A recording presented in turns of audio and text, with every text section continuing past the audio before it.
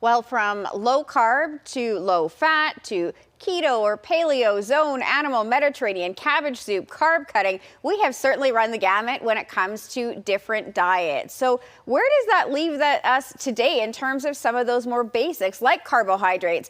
Are they good for us? Should we avoid them? Thankfully, Harley Pasternak is a best-selling author and a proven track record of working with some of the most familiar faces in Hollywood, and he has a brand new book called The Carb Reset.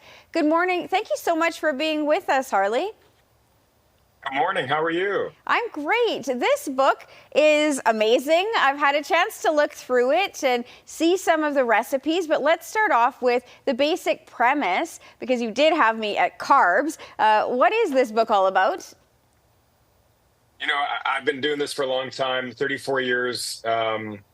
And for some reason, at different times, different foods are demonized. We demonized fat, we demonized salt, we demonized cholesterol, we demonized carbohydrates.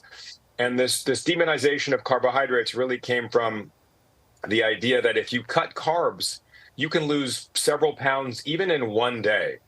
But you're not losing body fat. It's just body water you're losing, but you become so enamored with that. And then what happens is the weight stops coming off. You gain the weight back. And so I've decided I need to write a nutrition book that helps people get in the shape of their life, but stay there.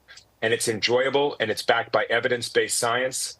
And you look at the healthiest countries in the world, from Japan, South Korea, Singapore, the Scandinavian countries, the Mediterranean countries.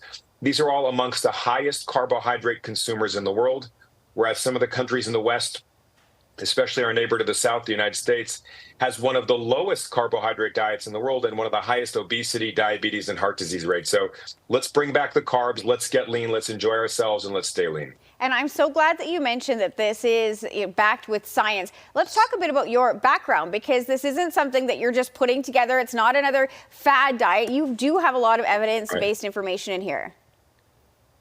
Yeah, I'm an adjunct professor at University of Toronto. I come from great Canadian university backgrounds, University of Western Ontario, York University, University of Toronto. Went to all three of those schools. And I've made a career of being the trusted Canadian personality in Hollywood, where there's a lot of people promising a lot of crazy things. And I'm the guy, you know, whether it be Spider-Man, Superman, Catwoman, Green Hornet, X-Men, I'm the guy that has to get them ready for camera. And I always do it with carbohydrates and proteins and fats, not eliminating entire food groups, not promising some magical supplement that is just going to take your money and not work. So it's all about balance, moderation. And science tells us that we burn fat more efficiently in the presence of carbohydrates. We need carbohydrates for gut health, brain health, hormone health.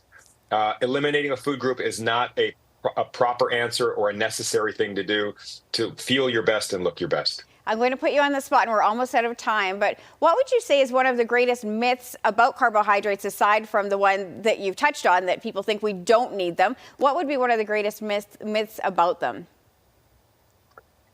Well, they're the best form of energy for our body. I think the myth is that carbohydrates make you fat. I think that's the biggest one.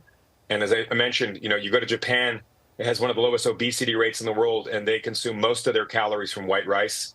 You go to the Mediterranean countries, you know, people are consuming pastas and breads and legumes. The Scandinavian countries, beautiful rye breads, lowest obesity rates and longest lifespans in the world. So carbs don't make you fat. Eating too much makes you fat.